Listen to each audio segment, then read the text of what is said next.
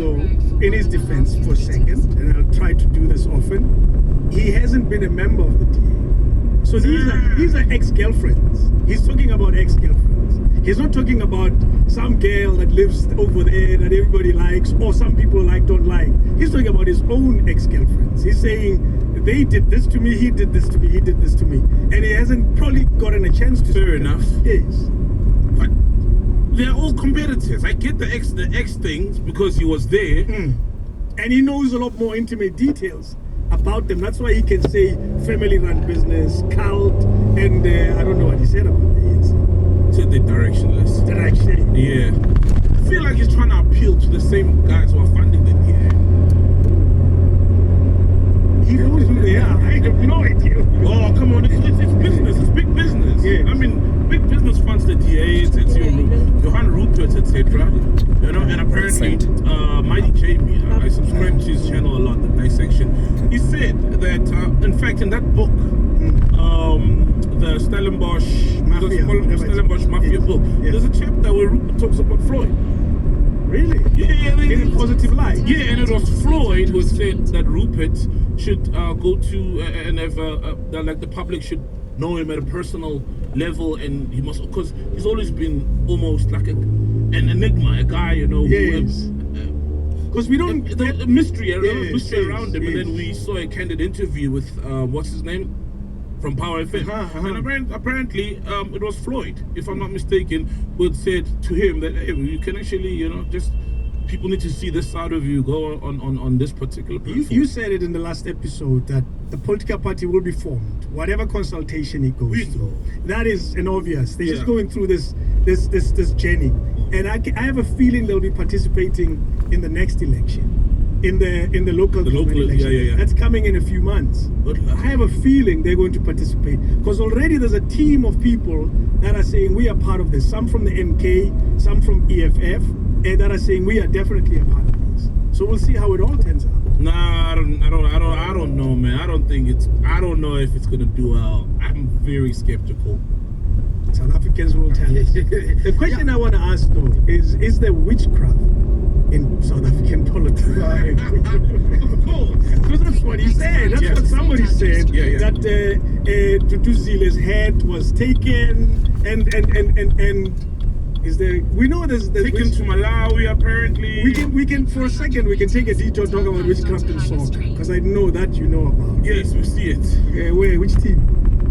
Oh, no, I don't know. Hey, man, all I know is I'm a fan of the Pirates. The Pirates, man, you're not so grounded. I have a chance. You know those nice jackets and something. We saw it when we were at the stadium, actually. When they come in, I don't know. And then there's the big guy who's part of the technical team. Who's always, you know, he's always like. No, he doesn't do it like that. That's obvious. They all go into the. What's that? The goalposts. Yeah. All of them, the entire squad. Yeah. They go into the goalposts and stand there for a minute or two, and then you see somebody pouring something at the goalposts, and then when that's done, they walk out of the goalposts. That's what happens. I don't get it, man. Like. And then they lose the game.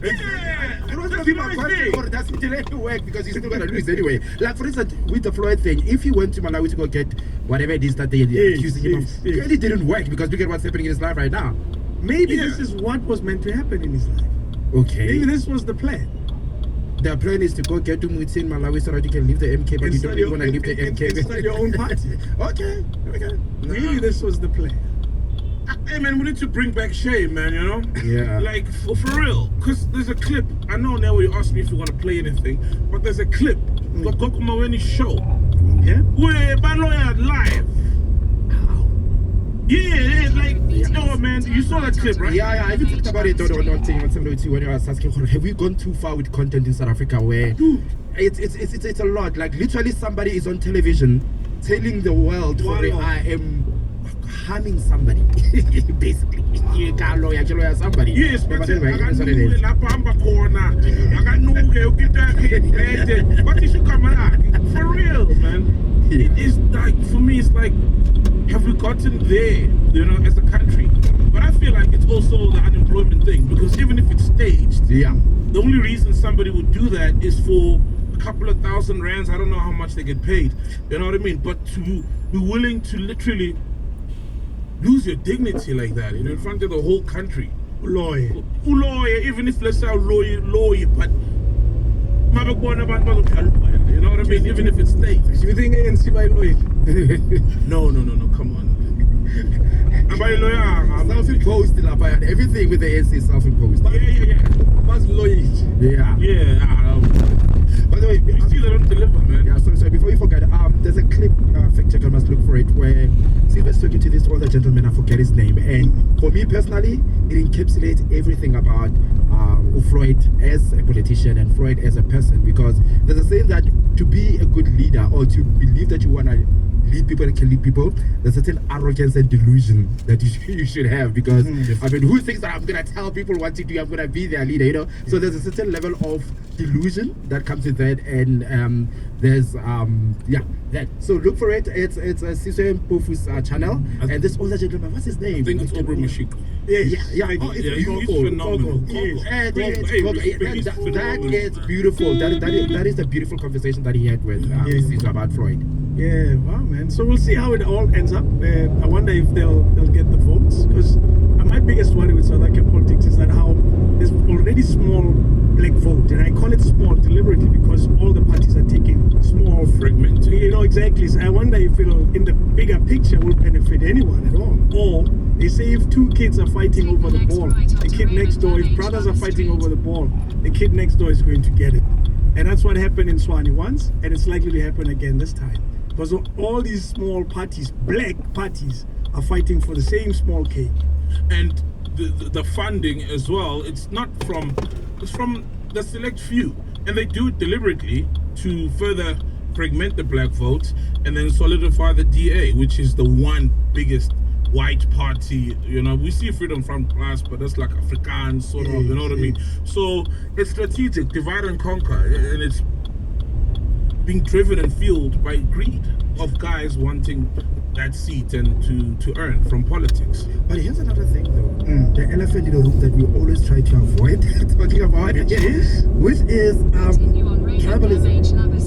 Will that become a factor now because of what's happening with Floyd? Because if you saw the conversation when he was doing all these press conferences, there were mamas that were, you know, simmering in the periphery about that.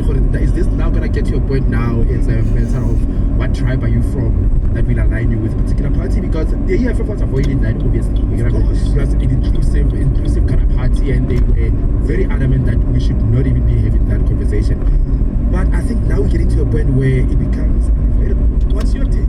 I don't know. I don't think so. Because, and I saw someone pointing out that Floyd has, and I don't know how true this is, but I haven't seen a lot of interviews, for example, where he speaks Tonga. And he for me, he hasn't been that. He's not a Papa Bear. He hasn't been I'm carrying the Tonga nation on my back. You know what I mean? My mind is off. That guy. It's Simpiwe. It's killing my mind. Are you on now? Yeah, for me, he's not a tribalist kind of guy. Not at all. So I don't see the party being that. He's not like Jacob Zuma, and I'm not saying, I'm not accusing Jacob Zuma of tribalism, but we all know he's a Zulu man. Yes. A lot of people don't even know that Floyd is Tonga, for example. So he doesn't lead with that. So I don't see it shaping the identity of the party. I don't see it shaping the identity of their efforts. However, it's always been, you know, a small, tiny virus in the South African politics. The Zulu nationalism, specifically.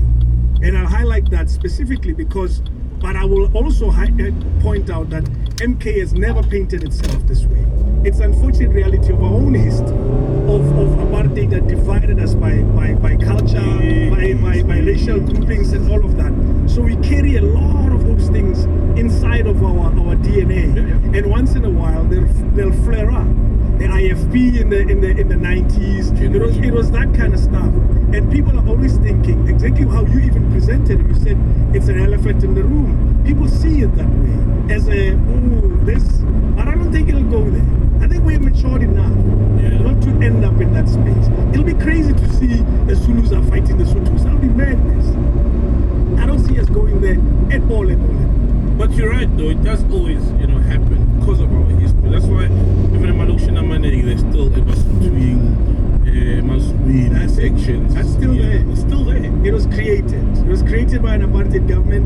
very clear that they're going to divide us, because as a divided people, we are not able to fight collectively.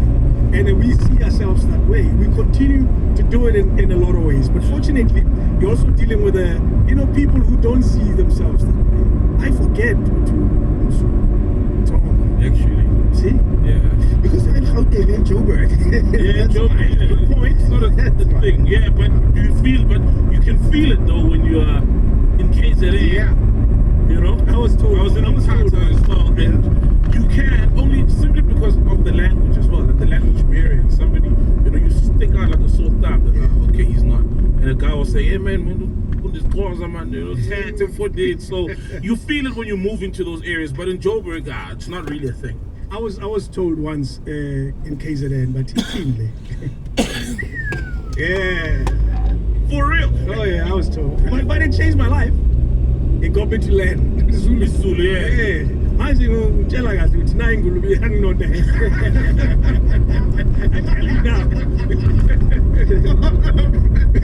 I overcame my issues successfully.